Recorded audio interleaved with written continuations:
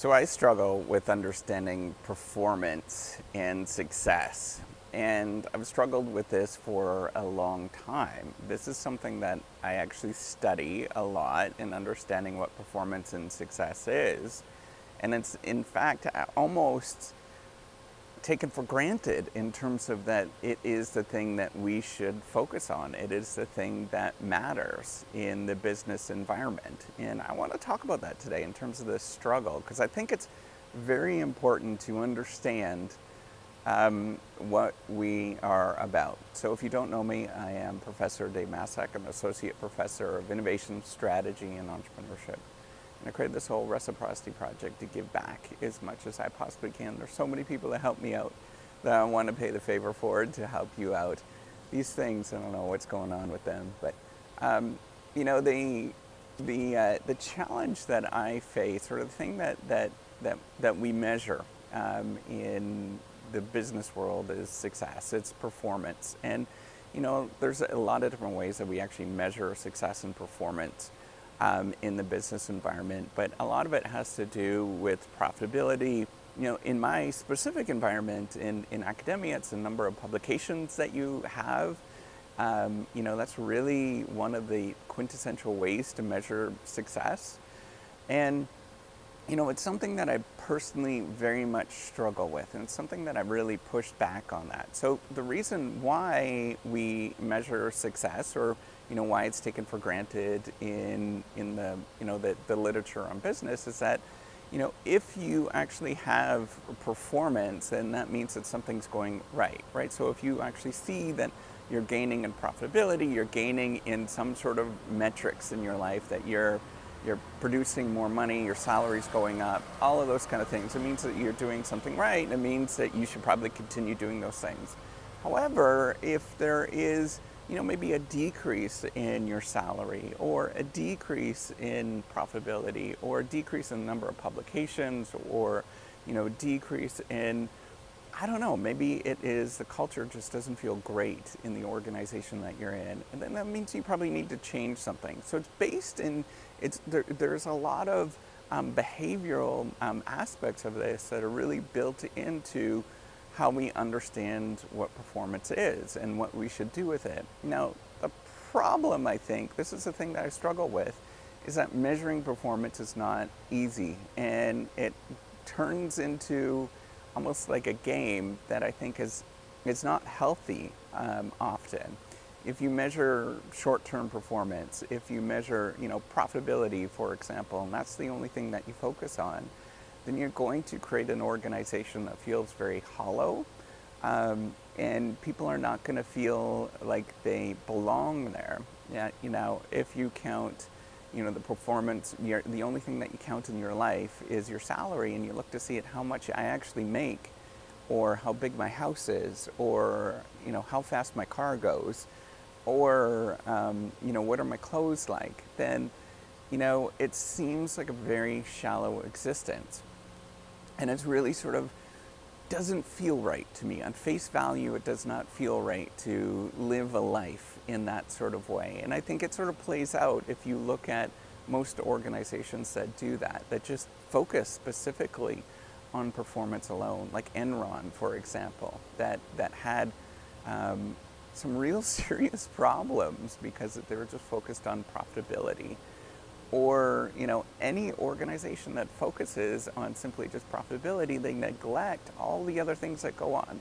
Now, some might argue that if you focus on profitability, it means that you're actually focusing on everything else and making sure that everything is humming along, because that's how you balance what you're looking at, right? That's kind of like the, I'm blanking on the economist's name, but from the 1980s. But, you know, the idea behind that is that profitability should be the only thing that you measure, or performance in our life is the only thing that you should measure. But the challenge is you have to figure out what you're about, and understanding who you are and asking that question, who am I? And measuring your performance based on what that is not easy. And I think we often get it wrong.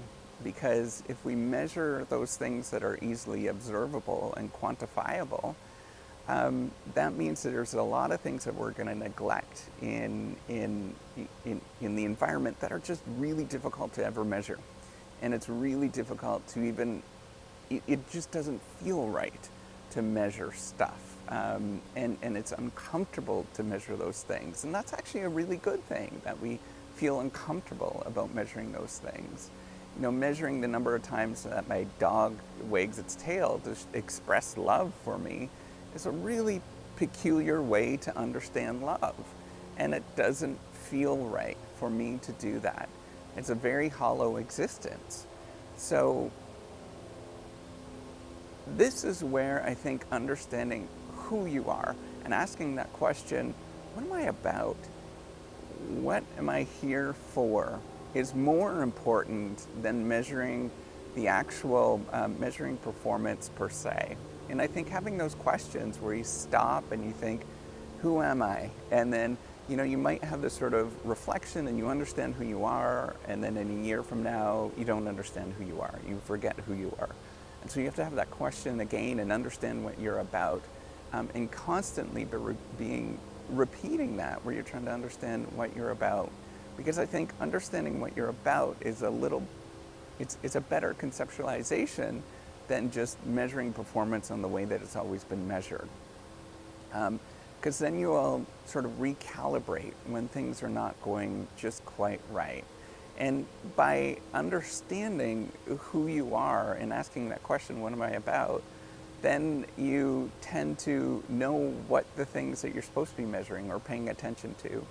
And these are the things that are really hard often to ever measure. You know, measuring salary is easy. And I think it's actually a really poor measure of somebody's success. Measuring wages, it's a poor measure. But, you know, measuring how many people that you affected, how many, you know, smiles that you put on somebody's face, how many, you know, sort of deeply profound moments somebody else had by interacting with you is impossible. That's an impossible thing to ever measure. And people might be upset with the fact that you're sort of looking at that, but there's a degree in our life where we just simply have to say, this is who I am, and I'm okay with that, and that's what I'm going to measure. You know, the challenge for me, and I think this is where I have to come to this realization, is I'm never going to measure up to somebody in a certain way.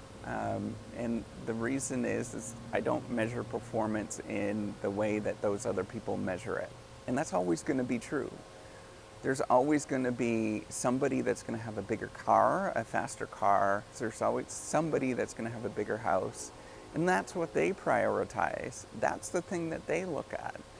But if you have limited resources, you have to select the things that you're going to pay attention to.